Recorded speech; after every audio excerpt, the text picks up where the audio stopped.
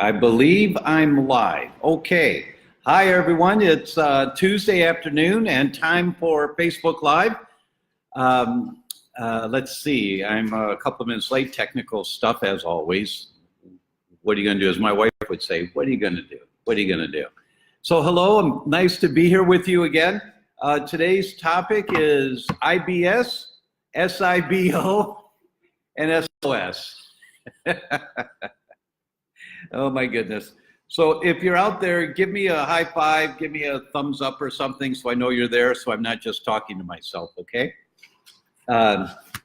It's nice to be with you. I'm a little housekeeping, if I may, to start with, and that is that next Tuesday we're flying, so we will not have Facebook Live next Tuesday. We'll miss a week. Oh, here comes some hearts and love. So hello, Elizabeth and Missy. Hi, Missy, and Susan and Denise and Lori, and thanks, guys. Thanks so much, Ben. Thanks for your thumbs up and hearts and all. That's really nice. Thank you.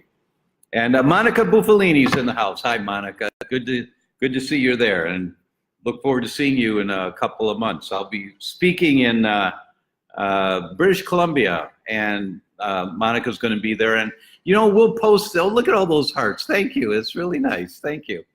We'll post my speaking schedule. I'm going to be speaking in San Francisco in the Bay Area next week, actually, or is it the week after? I'm not sure of the dates, but we'll post it. And I think there's 5 talks. I'm doing 5 talks, and the general public is welcome to come. It's designed mostly for healthcare practitioners. Oh, look at the hearts just keep coming. Oh, thank you. Thank you. That's really nice. Thank you. Thank you. But we'll post it. We'll make a note. Honey, can we make a note? We'll post my speaking schedule. It's on the DrTom, or supposed to be. You know, where in the world is Dr. Tom? But we're transitioning to a new website right now, so there may be some glitches in it. I don't know.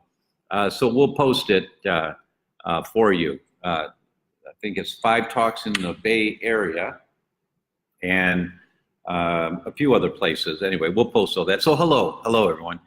Today's talk is about IBS, that's irritable bowel syndrome, and SIBO, S-I-B-O, that's small intestinal bacterial overgrowth, and SOS, send help please. You know, what do I do? They're nasty conditions. You know what I'm going to start with? I'm just going to start with a study that came out of Harvard a couple of years ago, and it's by Detlef Schupan, gastroenterologist at Harvard, very famous guy, very, very smart guy, and his team. They did something called confocal endomicroscopy, which is big Scrabble words, but it's like electron microscopic movies in the gut, live. And so they did these pictures in the gut, and they took patients who had been treated at Harvard, gastroenterology at Harvard, for a minimum of 1 year, complete failures. Nothing was working for their irritable bowel syndrome. Nothing was working. And so they had this great realization, which I guess only gastroenterologists at Harvard can come up with, and that is, irritable bowel syndrome. I wonder if food has anything to do with it. You think? You know, so like after a year of all the therapies they could come up with that didn't work, they then thought maybe food has something to do with it. So they put a tube down there, this camera, to take pictures of each cell of the gut. right, get some thumbs up on that one, right? They did a tube down and took pictures of the gut, live pictures, and then they exposed these patients to 4 different substances. So 5 times actually: wheat, dairy, soy, yeast, and then water, a sterile water solution. And what they found is, and not each person reacted to each food, but wheat was the most common of them all.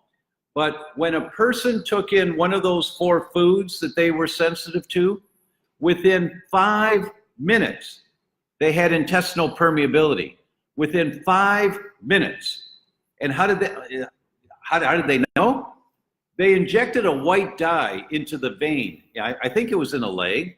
And they knew that that blood flow from the vein going back to the heart was going to go right past the gut. And so this white dye was going to go right past right through the intestines, the blood vessels around the intestines going back to the heart. And they looked to see, now the tube, the tube with the camera was inside the GI tract. So remember, the GI tract is just like a big donut, right? You take a donut, you could stretch it out and you look down the tube, that big long donut, that's your intestines. It's 20, 25 feet long from the mouth to the other end, but it's one big long tube. So they put the camera down there and they knew there were blood vessels kind of close to the surface of the lining of the tube. And they looked to see, did any of the white dye leak into the intestines, leak into the tube? Now that should never happen. And the only way that can happen is if there's tears in the intestinal lining and the dye can leak out. So that's not supposed to happen. So what did they find? They found that when a person was sensitive to one of these foods, within 5 minutes of the exposure in the gut of the food, the dye was leaking out into the intestines. It was leaking out into the intestines. Like, what? What is this? What? And they saw that every one of these patients, failures, a year of drug therapy for irritable bowel syndrome, every one of them reacted to one of the 4 foods or more than one. The most common one was wheat, but every one of them, they said the leakage of the dye was visible to all in the room. Now that's a stoic German gastroenterologist way of saying, oh my God, look at this, right? Everyone saw this. It was like, Lord, look at this. It was visible to everyone in the room. So yeah, foods have a lot to do with irritable bowel syndrome. So anyone out there that's been diagnosed with irritable bowel syndrome, the first thought after you're overwhelmed by the technical language of the diagnosis, the first thought when you're driving away is, well, wait a minute. I know my bowels are irritated. That's why I came to you, because they're irritated. You've told me I have an irritable bowel syndrome. Why do I have an irritable bowel syndrome? Where is it coming from? And that's what we're going to talk about here. That's what we're going to talk about. And the second condition we're going to talk about is small intestinal bacterial overgrowth. Someone sent a inquiry to theDr.com, and it got to me. And I said, oh, that's a really good question. And this was a doctor, and he said, I'm learning about functional medicine. It's really great. But I'm wondering, that I talk about bacteria and in the gut, but the small intestine is sterile, and so, but there's really no bacteria. How is it that the bacteria in the large intestine, that's at the end of the tube, and that's where the vast majority of bacteria is, I know the small intestine is sterile, so how does the bacteria in the large intestine relate to intestinal permeability, the leaky gut? Because the leaky gut's in the small intestine and in the large intestine, but mostly in the small intestine. And that was a really good question. So the answer is, we used to think the small intestine was sterile, but now we know that it's not. We know that there's hundreds and hundreds of families of bacteria in the mouth, hundreds and hundreds of families. You've heard me talk about the bacteria in the mouth and leaky gums. That's why the dentists give you antibiotics when they're going to do dental work, is because they cause leaky gums. Anytime you're rinsing water out in the dentist's chair, you spit it out and it's pink blood, that's leaky gums. They perforated the lining. And now bacteria in your mouth can get through the leaky gums before it heals into the bloodstream. So they give you antibiotics because if your immune system, if you get a bacteria in your mouth, some of the strep bacteria from your mouth get through the leaky gums into your bloodstream, your immune system makes antibodies to that strep, which is a good thing, but the antibodies looking at strep, the strep looks a whole lot like the valves of your heart. So they have to give you antibiotics to kill the strep so your immune system doesn't make the antibodies, or else the antibodies can attack your heart and you get rheumatic fever and rheumatic valve disease. It can be very nasty. So they give you antibiotics to protect you against that because they're creating leaky gums, because there's a lot of bacteria in the mouth that's really toxic. So we know there's bacteria in the mouth. We know there's bacteria in the esophagus. We know there's a lot of bacteria in the stomach. And we know there's a lot of bacteria. There's more in the small intestine, and there's much, much more in the large intestine. Now, why is it that we get this thing, small intestinal bacterial overgrowth? Well, what does that mean? It means there's an overgrowth. There's too much bacteria in there. Well, why is it a problem? It's nowhere near the amount that's in the large intestine. How come it makes you sick? Well, one of the reasons is the mucus lining of the small intestine is very, very thin. We've got this mucus lining all through that protects us, right? But the mucus lining in the small intestine is very thin compared to the mucus lining in the large intestine. Bacteria, if you've heard of antibiotic resistant bacteria, the way that they're antibiotic resistant is that they form a film, a biofilm. It's this mucus layer that gets to be almost like a polymer, like a plastic. And it protects the bacteria so that the antibiotics that you take that are coming through the tube of the intestines can't get through the hard plastic. National Institute of Health tells us it can take up to 100 times the dose of antibiotics to kill bacteria, which is really not that resistant, but it's built this plastic shield over it, this polymer. The mucus lining of our gut is the natural biofilm that we have to protect the cells of the gut. And the mucus lining of the small intestine is much, much smaller than the lining of the large intestine. So if you get a little bit of overgrowth in the small intestine, it can get right through that mucus layer, get into the bloodstream, and have systemic effects. So we do get bacteria in our small intestine. There's quite a bit. It's 10 to the third, I think it is. 10 to the third, that's 1,000 different types of bacteria in the small intestine. And it's 10 to the 7th or 10 to the 8th, I think, in the large intestine. That's millions more types of bacteria in the large intestine. So what do you do to help with these conditions? Well, we have to change the environment that the bacteria is thriving in. So the first thing, irritable bowel syndrome, where I was talking about foods, you have to find out the foods that you're sensitive to. You have to find out what the foods are you're sensitive to so that you stop eating those foods for a while at least, except for wheat. Once you identify you're sensitive to wheat, it's lifelong. And we won't go into that tonight. Other Facebook Lives, we've talked about that and all the science behind that. But you find out what are the foods I'm sensitive to, and then you get those foods out for a while so that you stop getting, like the dye in the study from Harvard, you stop getting the dye, the leaky gut, being caused by the foods that you're eating. That's the first thing you do for irritable bowel syndrome.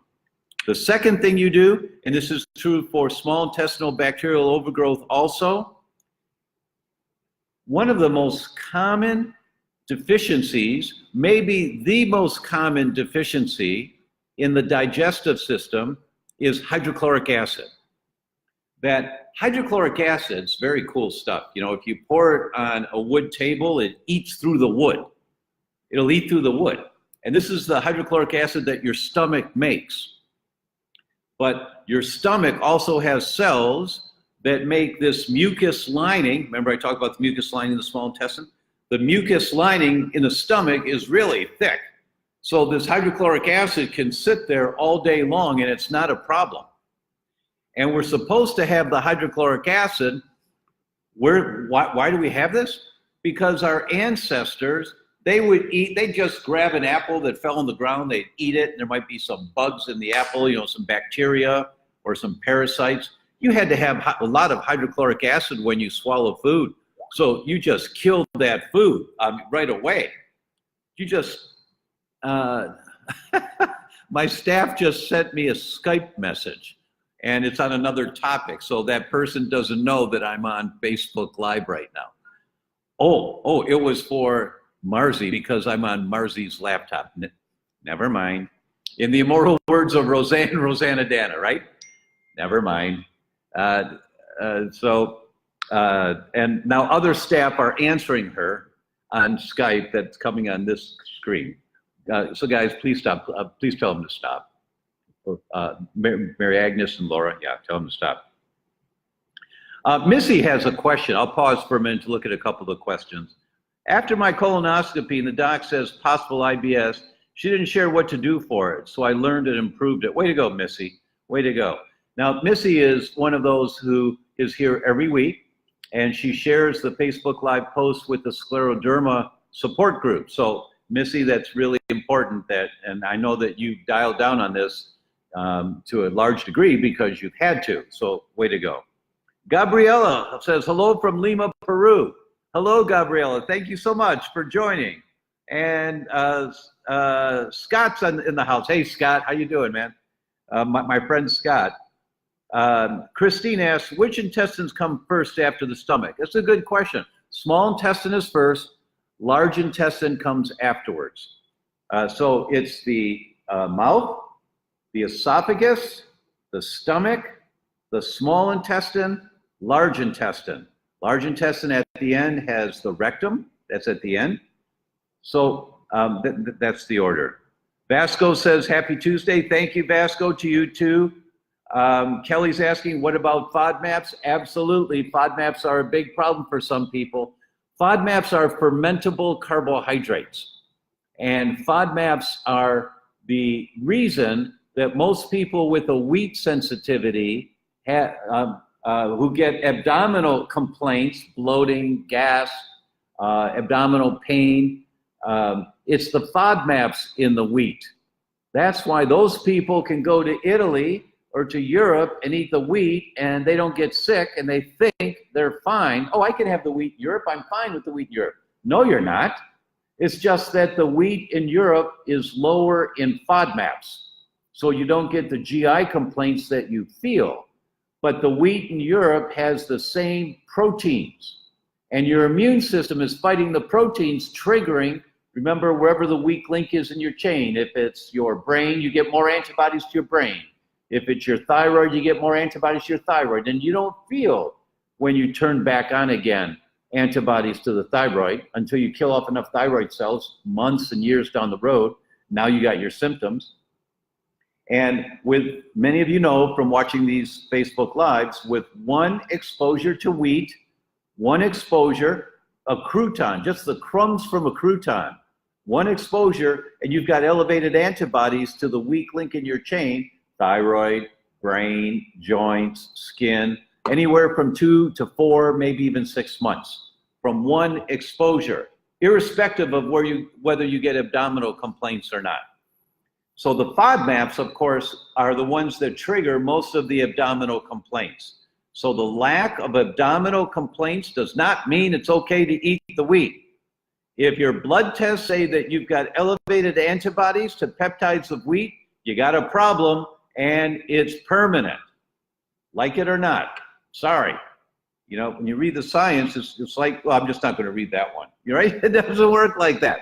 I mean, down the road, then you'll know because you now you've got Hashimoto's thyroid disease, or you got cerebellar antibodies that have been killing off your cerebellum. Now you're in your 50s, and you have to kind of hold the stairs every once in a while when you're walking up and down stairs, hold the railing because you don't feel secure. Or walking downstairs, like, whoa, I just need to hold the railing. It's not your muscles, your leg muscles, it's your cerebellum in your brain that's been being killed off. Some of you remember I've said before, you know, it's really cool. The hearts and the thumbs up just keep going. It's like a constant stream. Thank you, guys. The more you do that, the more I get fueled up to tell you more. So thank you for that. And I forgot my train of thought where I was going. I just like the hearts that are there. Christine asks, why do doctors say too much acid causes ulcers? Because that's what they thought back in the 60s. And because one of the top 10 medications, sometimes I've seen it's number 1, but it's always in the top 10, meaning billions of dollars of sales a year, is antacids. So there's a whole industry around antacids. Oh, you got too much acid, you got too much acid. And so you take antacids, and then which shuts down your stomach's ability to make acid. And so you get more alkaline environment. When you have a more alkaline environment, your stomach can't kill the bacteria that's in the raspberries that you just got from Whole Foods that may have a little bacteria on it or something, and but your stomach's not making the acid to kill it, so that then that raspberry bacteria gets down to your small intestine and it prospers, and you get small intestinal bacterial overgrowth from a hydrochloric acid deficiency. Everyone with small intestinal bacterial overgrowth should try a protocol of hydrochloric acid therapy, and we'll put the link in. We'll put the handout in here. It may take Marzi a while to find it in our archives, but we'll put the handout on hydrochloric acid, how to take hydrochloric acid, and then the link to get hydrochloric acid.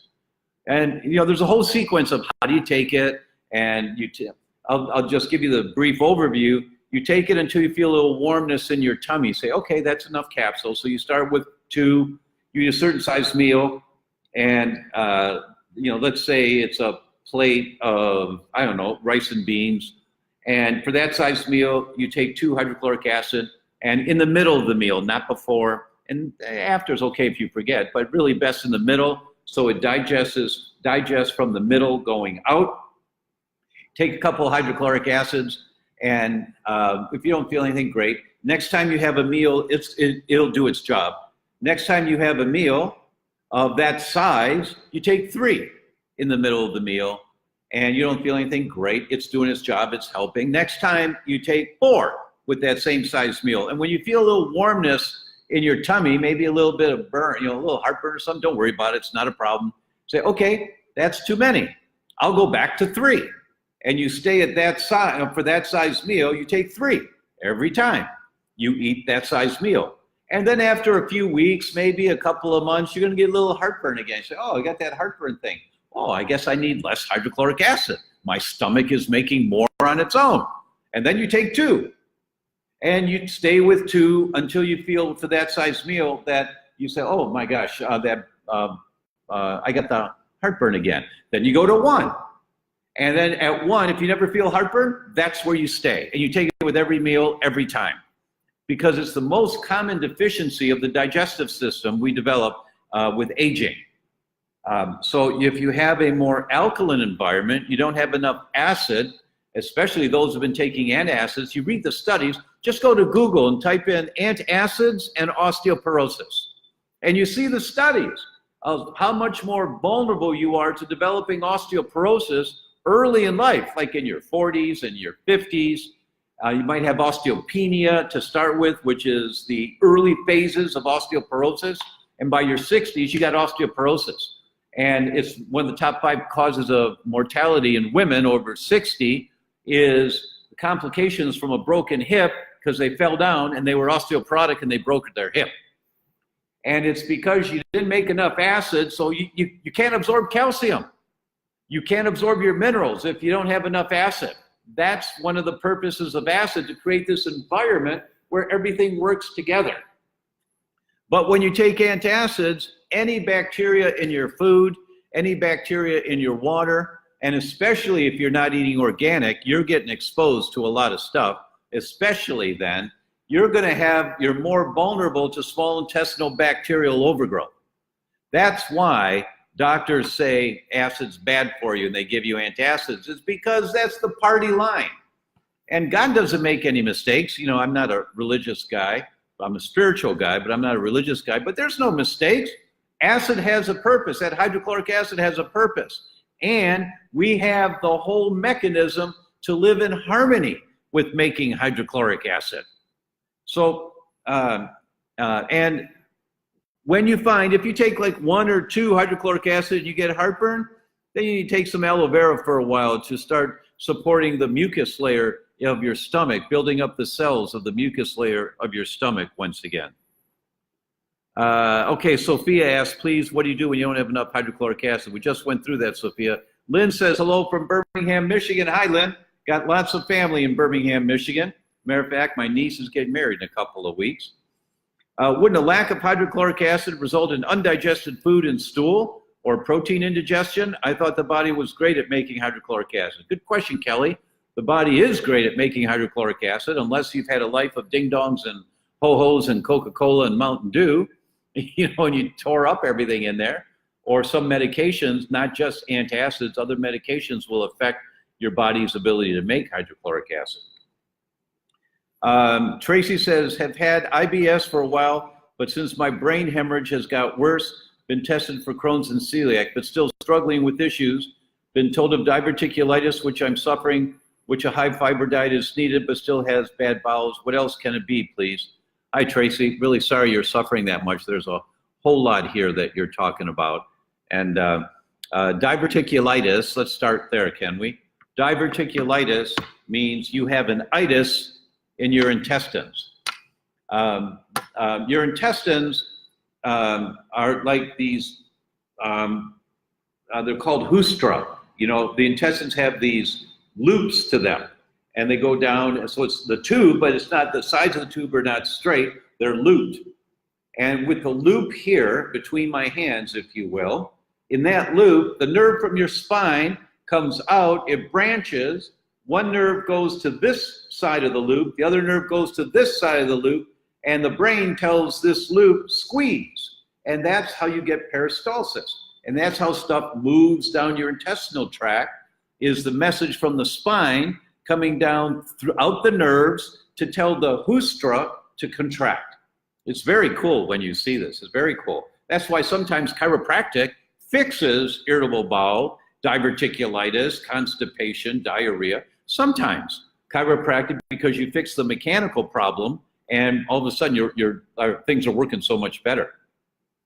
But the hustra, because of the diets we've had, all the sugar we ate, all of the Mountain Dew we drank, and that was my thing. Mountain Dew and Three Musketeers was mine when I was growing up, and Kit Kats and a bunch of other crap. But it causes your intestines to spasm. And when your intestines spasm, and then you have Coca-Cola the next day, it spasms again, or you have lollipops, or you have more sugar the next day, it spasms again. And when it's so cool when the hearts keep going, like, thank you so much. It just makes me want to keep going. You guys are fueling me. I just want you to know. So the spasms occur, and when you have those spasms, you lose the hustra. You lose that nice shape. It's kind of like this and like this and like this. They're beautiful hustra. You lose the hustra, and you get the swelling, or you get this contraction. So you get these pockets. The walls of the intestines aren't smooth anymore. Now they get weird, and you get this pocket. It's called a diverticuli. And when you have diverticuli, and almost all of us do, only 6% of us don't. If you look at the studies, 94% of us have these diverticuli because we've had such bad diets earlier in life, and maybe now. Well, probably not if you're watching this, but so we've got these diverticuli, and when they're identified, you've got diverticulosis. That's what it means. You got these pockets in the walls of your intestine. And so sometimes food gets stuck up in there. And when food gets stuck up in the diverticuli, then the bowel movements, they're trying to work as best they can, but if food gets stuck in some of the pockets, it doesn't get moved along, it sits up there and it decays. When the food decays in the pocket of your intestine, diverticulosis, you get inflamed. When you get inflamed, you have an itis. Now you have diverticulitis. But it's because of all the loss of the hustra, the food getting stuck up in there. There's a whole protocol to follow for that. What I do in my practice, have for many, many years, is get the bowels working better. You really have to focus on getting the bowels working better. And detoxing, you have to make sure you help that patient detox well. And one of the things that helps, there are many things that help, but one of the things that always helps when a patient is prepared properly is colonics. Colonic irrigations, they work really, really well. I've sent hundreds and hundreds of people for colonics in my career. They're very cool. But that's to give you kind of a taste of what you need, Tracy. I mean, you need more than that. You're the kind of person that needs a good functional medicine practitioner. I'd recommend you go to consultations at theDr.com, and make an appointment with one of my team. They're great. I've trained them all, and we work together. If there's ever a case that's really difficult, that they're just not getting the results with, and I get called in. So you got me in the background on this, but you need someone that knows what the heck they're doing here on that one. So Ellen says berberine helps her with small intestinal bacterial overgrowth. Absolutely. There's a bunch of things that can really help, Ellen. Berberine is one of those. It's a great antibacterial, antiparasitic. Really good. Works very well. No questions about it. High five to you. And it doesn't fix the problem. What it does is it helps to get rid of some of the overgrowth of the bacteria, but it doesn't fix the mechanism that's causing the overgrowth of the bacteria. Got that? That's really important, or else after a while, berberine won't work very well because the bacteria will produce biofilm resistant to berberine. And then you get berberine resistant bacteria, antibiotic resistant bacteria, you get berberine resistant bacteria. You can't keep taking the same thing long term. That's really a great life jacket. Nothing wrong with berberine, great life jacket, but it's a life jacket. You got to fix the underlying problem that's going on in there. Laura says, comment on levothyroxine and SIBO. How do we address motility issues? Well, that's exactly right. So when you have thyroid imbalances, because maybe you got a gluten sensitivity and maybe the weak link in your chain is your thyroid, so you develop thyroid antibodies and you got thyroid autoimmune diseases. One of the common complaints with thyroid dysfunction is sluggish bowels or constipation. And when you get sluggish bowels and things sit there for a long time, you can get small intestinal bacterial overgrowth and you can get diverticulitis. No difference in, it just depends on where it's manifesting as to what it's called. But it's bacterial overgrowth causing inflammation. That's a very, and there's some differences, but the big kahuna concept is the same for both of them. Oh, Annie says, hello from the Blue Mountains in AUS. I'm assuming that's Australia. I'm assuming there are Blue Mountains in Australia. Thank you. I wonder why I had trouble bouncing down the stairs. Celiac and Hashimoto's here. There you go, Annie. If you have access, just get a test done for cerebellar antibodies. 26% of the people in my practice that have elevated antibodies to peptides of wheat, so they're sensitive to wheat, 26% of them also had elevated antibodies to cerebellum, which meant 1 out of 4 people with gluten sensitivity are attacking the cerebellum in their brain. 22% of those with elevated antibodies to peptides of wheat have elevated antibodies to myelin. That's the mechanism of MS. So those of you that get numbness and tingling in your hands, your feet, your cheek, your tongue, wherever, you have to be checked for myelin basic protein antibodies because it's so very common. So you're welcome there. And thanks, Annie, from Australia for watching. Thank you. That's very cool. Okay, you know, guys, I've got 26 pages that I printed out of stuff to show you. I haven't gotten to any of it yet. So the first thing that I want to say about this topic from my organized notes, you know, I kind of go off on a tangent, but I think it's fun and valuable. The first thing and the most important thing, really the most important thing when you're dealing with a bowel that's irritated, irritable bowel syndrome, or you're dealing with small intestinal bacterial overgrowth, or diverticulitis, or Crohn's disease, or colitis, which is an irritation and inflammation of the colon. That's another name for the large intestine, is the colon. Most important thing is the microbiota. You've heard me talk about this on many other topics, how important the microbiota is. Hands down, nothing's more important. You of course want the life jacket so that you can feel better, but when you get out of the water, you've all heard me do the waterfall thing, and for those of you that are new, I'm gonna do it again, so bear with me. When you go to a doctor with symptoms, I've got irritable bowel syndrome, or the doctor tells you you've got that, and you go in with these symptoms, it's like you've fallen over a waterfall and you've crashed into the pond below. You swim up to the surface, you know, you spit out the water, you know, thank God I'm alive. Thank God I'm alive. And you're trying to stay afloat in this pond of irritable bowel syndrome, in this pond of diabetes, in this pond of recurrent miscarriages, whatever the pond is that you've been diagnosed with. but the water's really turbulent because the waterfall keeps falling into the water. You're still living the lifestyle that caused the problem. The water's falling into the pond. You got hydrochloric acid deficiency, or you got too much bacteria, or you got food allergies. You're still living the lifestyle that's causing the problem. But you're trying to stay afloat in this pond of colitis or this pond of irritable bowel syndrome. And so you want the best life jacket possible so you can stay afloat in the pond. That's what I meant by the berberine example earlier. It's a good life jacket. But it's a life jacket.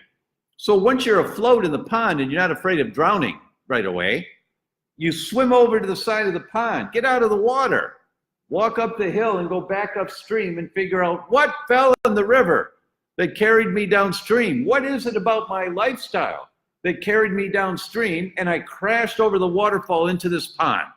What is it? Because if you don't go back upstream, you're going to be suffering in the turbulent pond of whatever you're diagnosed with, right? So you got to find out what is it. And hands down, it's the microbiota. I really like this one. This picture comes from this study. And what I like about this is notice that here's the newborn baby and the toddler that's crawling. But now here as the teenager, young adult, there's more red, right? There's more little dots.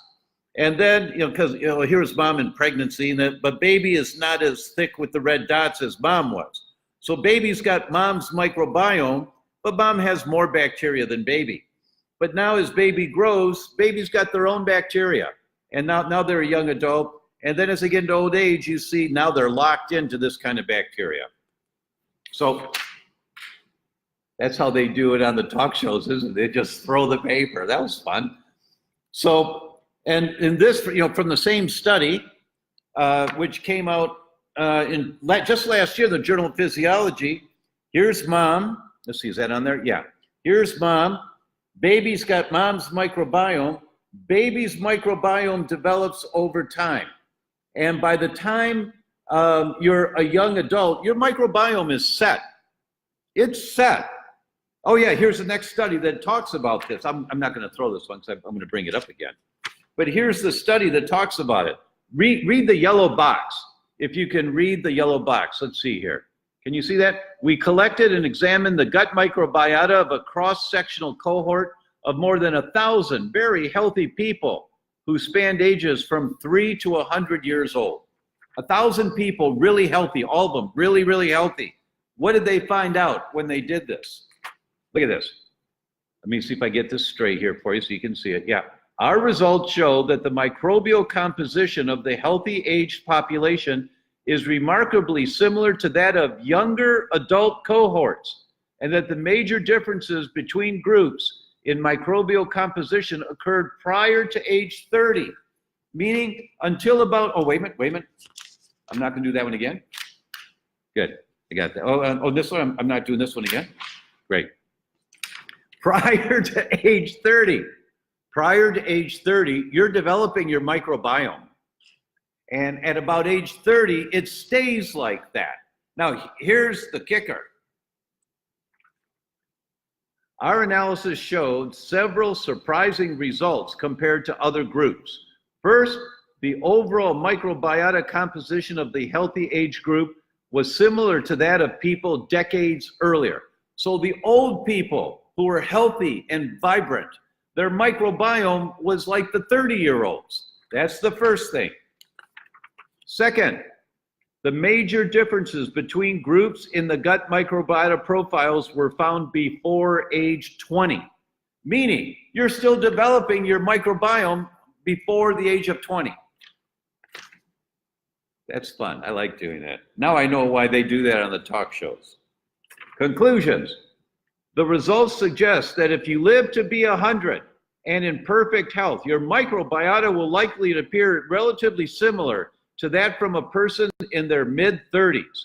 Whether this is cause or effect is unknown, but it suggests that resetting an elderly microbiota to that of a 30-year-old might help promote health. You get it? You want to be 100 and be vibrantly healthy? What do you have to do? You need a microbiome like a healthy 30-year-old. How do you get a microbiome like a healthy 30-year-old? You do the test to figure out what the heck microbiome do I have right now.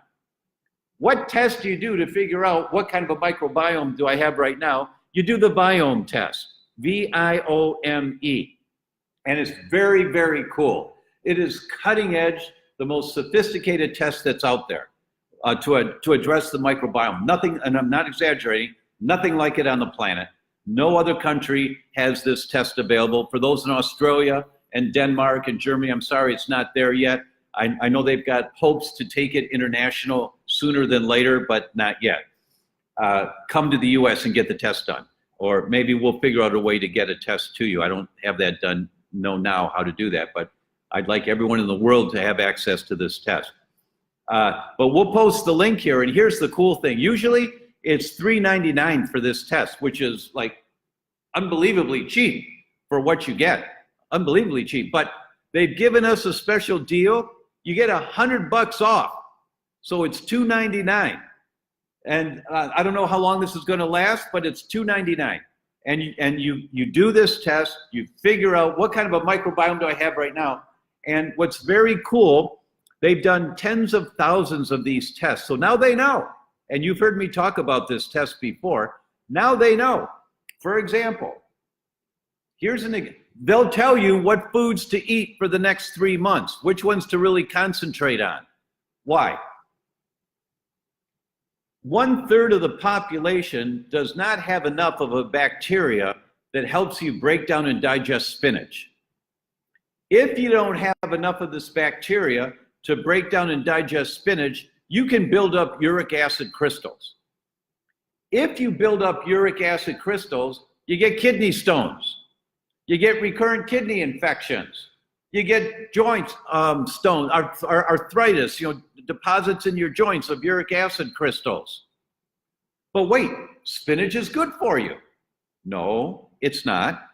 Spinach is good for you if you have the enzymes and the microbiota to digest it and use it. The way we're supposed to eat, guys, is really the way, we're not supposed to eat the same thing every day. There is no food that's perfect for everyone. The only food that's perfect for everyone is healthy water. A 1/2 ounce per pound body weight minimum. Wake up in the morning, 2 big glasses of water right away. First thing after going to the bathroom. First thing, 2 big glasses of water. After that, count it for the rest of the day. All right, I need a 1/2 ounce per pound. I weigh 150 pounds, 75 ounces. I just had two 8-ounce glasses at 16. Okay, so I need another 59 ounces of water today. So that's going to be 8 8-ounce glasses. All right, so I have to count 8 more glasses today. You figure it out. And some people here are saying, oh my God, I'm going to have to pee all day. Yes, you are. That's good. That's part of detoxing. So that you're flushing out. You're going to be flushing out toxins, flushing out the crud that's there. But that's the only thing you need every day is water. Everything else we should be rotating with the seasons, right? And that's why your microbiota changes all the time. It's so cool that the hearts and stuff keep going. Thank you. That's really great. I like that. It keeps my passion up. So thank you for that. But we should be rotating our foods. And what happens with the biome test is that they're going to tell you your superfoods, the ones you should eat a lot of, is blueberries and raspberries and kale. I don't know what they'll tell you, but they'll tell you with your current microbiota what you should avoid and what you should eat. And then 3 months later, and you notice the results. Some people notice the results in a couple of days. If you go to the website, the Biome website, you can read some of the testimonials. You say, oh my gosh, and just in a few days or in a week or 2 weeks, they're shedding weight, their energy's up, their bowels are working better. But it just makes sense. When your gut's not working right, you've got small intestinal bacterial overgrowth, you've got irritable bowel syndrome. The first thing you do is create a healthy environment down there. And what does that mean to have a healthy environment? It's the microbiota. Without question, it's the microbiota. And well, this is kind of cool. I'll show you this one. When the mother's diet causes a harmful imbalance of her bacteria, she passes the imbalance on to her child and thus fails to present the ideal commensals, that's beneficial bacteria, for a proper immune education during her child's most critical developmental window, during pregnancy. So if mom is eating foods that she's sensitive to, if mom's eating foods that she says, I've got to get that wrist action down so it's really nonchalant, you know, I can't be like flailing. And here's some of the things that impacts on mom's microbiome during pregnancy and all the time, obviously.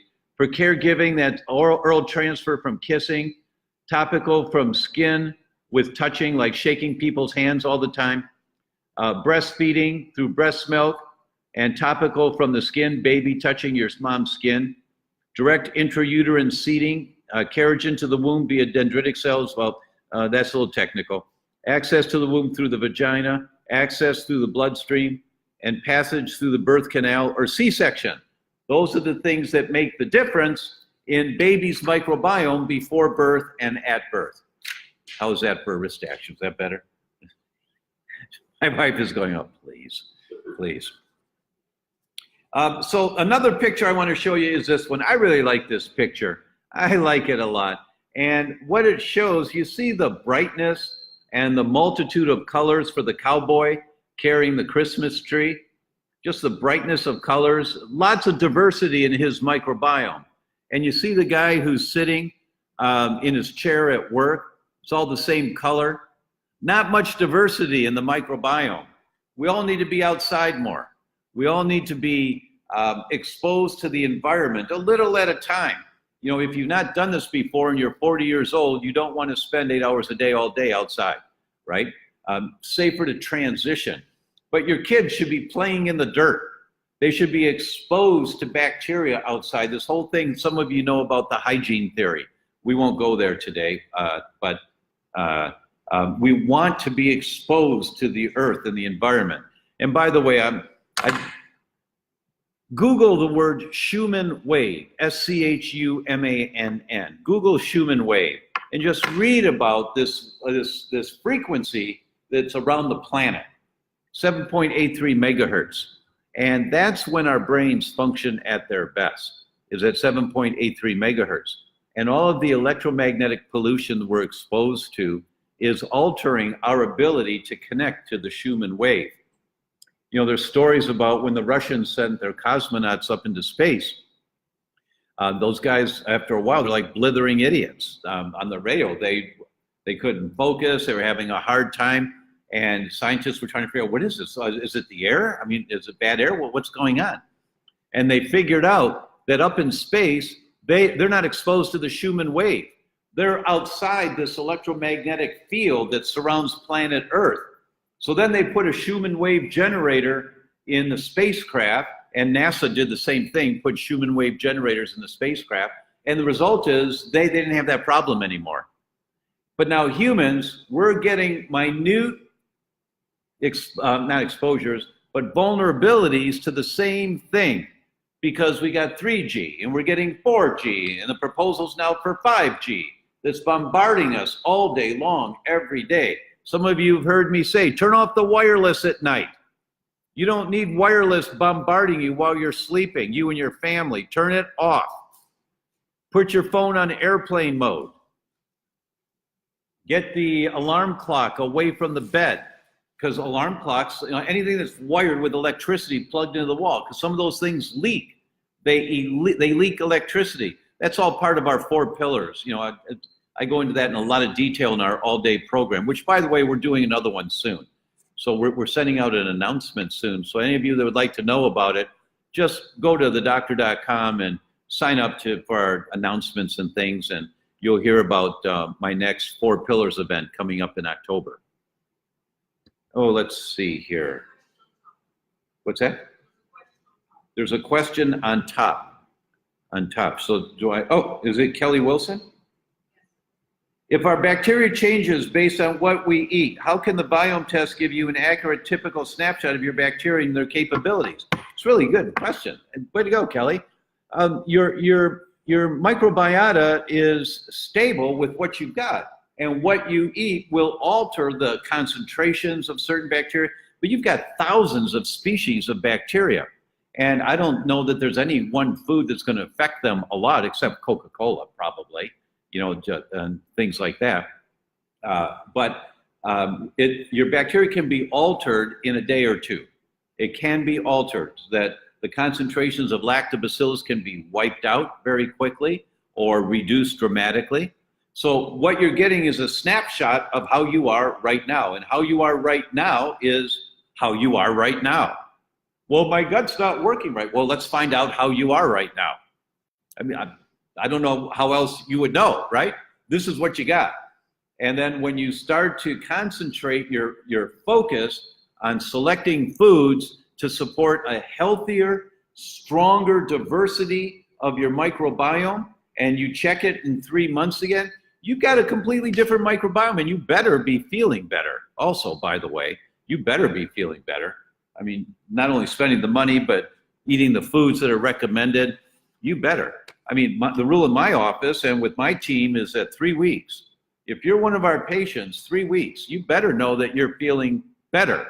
You might not be well, and that's usually not, but you know, I'm in the right place. Oh, this is good. My bowels are working a little bit better. I got bad again, but they're working a little bit, or I'm sleeping a little bit. You know, whatever your complaint is, you should know within 3 weeks you're on the right track.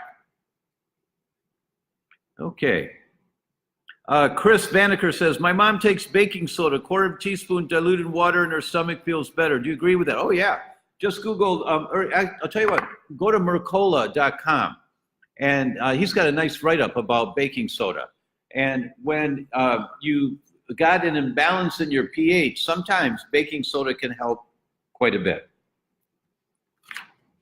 I think I'll show you one more thing here. And this comes from, it was a really famous study done, it's 8 years ago now. They looked at European kids and they looked at African kids. And the African kids were living in a village the way their ancestors had lived hundreds of years ago. And they eat the foods that their ancestors ate hundreds of years ago. And they did the microbiota analysis on the European kids and the African kids. The African kids are on top, the European kids are below. And just look at the difference in the colors for now. Just look at the colors. And then I took this and I drew the graph in my book. This is from the Autoimmune Fix. And you can see here, I'm trying to get it so you can see it right, there you go. You can see here that 73% of the bacteria for the African kids is Bacteroides, 73%, okay? Now, I know you don't know what that means, but just know that for the moment. And you see here, these are the European kids. 51% of the kids have Firmicutes. And what do they have for Bacteroides? They have 23% Bacteroides, 51% Firmicutes. The African kids have Acidobacter, hold on, let me add this up for you, Acidobacter, yeah, 12%. The African kids have 73% Bacteroides, 12% Firmicutes. What's the importance of this? When you have predominantly Firmicutes, you get obese. You carry a spare tire around your midsection. This is why it's the Bacteroides Firmicutes ratio that tells us if someone is at risk of developing obesity and insulin resistance and diabetes. And this is just your microbiota. What kind of families of microbiota do you have? So the emphasis in Viome is to help you build the microbiota that's balanced and diverse and for health and well-being, not the one that thinks you're starving and you need to hoard calories and save calories. Now, I'll give you one example of that. What culture has high percentages of Firmicutes as natural for them. What culture is that? It's the Pima Indians. And the Pima Indians that live in the four corners of the US, all its desert area there, and down into Mexico. You can't grow crops there. And if you can't grow crops there, what do you eat? Well, they eat whatever they can, cactus roots, and they harvest rabbits and animals and things, but they don't have fields of broccoli and raspberries and all of that. It's maybe a couple of berries once in a while. They had to become very efficient at hoarding calories and getting all the calories out of the food that they ate. Their microbiota had to be really good at that. And the result is, if their microbiota was not good at that, they died and they didn't reproduce. Those whose microbiota was really good at that, they reproduce. And of course, mom passes on the microbiota to the kids, so they had the microbiota to hoard calories and use calories because there weren't many calories around. Now take the Pima Indians, where in the last century, the US government comes in, puts them on reservations, gives them food, supposed food, in cans and boxes. It's just garbage, crap food. It's calorie rich and nutrient poor. And what happens? Pima Indians are now eating the same garbage that we do, but worse. 50% of Pima Indians are morbidly obese and have type 2 diabetes by the age of 35. 50% of them. Because the microbiota that they have is high in Firmicutes, because that's what gets passed on from mom generation after generation after generation. That's when Firmicutes in high concentration is really good for you, is if there's not much food around. And so you need higher levels of Firmicutes to hoard calories. We don't need that in our culture today. But the European kids, because they're growing up, and same as Americans, they're growing up on McDonald's and bags of potato chips and big bowls of popcorn. Really, you see someone going in a movie theater, walking into a movie with the super jug of popcorn. I mean, it's bigger than their head. And your stomach is the size of your fist. That's the size of your stomach. It can stretch, expand, but it's the size of your fist. Okay, microbiota, critically important, critically important. My wife has just popped the bottle on a bottle of Prosecco because we're on holiday, and I've been over an hour now, and it's time to wrap this up. So I'm going to say, please consider the biome test. We got this great deal right now. They just gave it to us. It's $100 off. The test is $299. The link should be here for you. If you like this, please share it. Please pay it forward. Listen to me, please. It's hard for me to ask for stuff, It is. But so I lost my voice. So that's pretty funny. But we get better coverage by Facebook, I guess, with the more shares. And so if you know one person that would benefit from watching this, please share it with them. Please send it to them. And if you know 5 people, I'll high five you and say thank you so very much, because it really helps us. I'm just learning about social media, and that we can't do this on our own. It really is, there's lots of politics to all this stuff, and the more you spend, the more they take care of you. But they also like people to get a lot of likes and get a lot of shares. So and make a lot of comments. So make your comments. My team will answer the comments as best we can. If you're suffering, think about getting a consultation with my team if you don't have a functional medicine doctor. And thank you all so very much for joining. It's really a pleasure. I will not be on next week because unfortunately our vacation will be over and we'll be flying next Tuesday, but I'll see you the following Tuesday. All right, folks, thanks so very much. Bye-bye.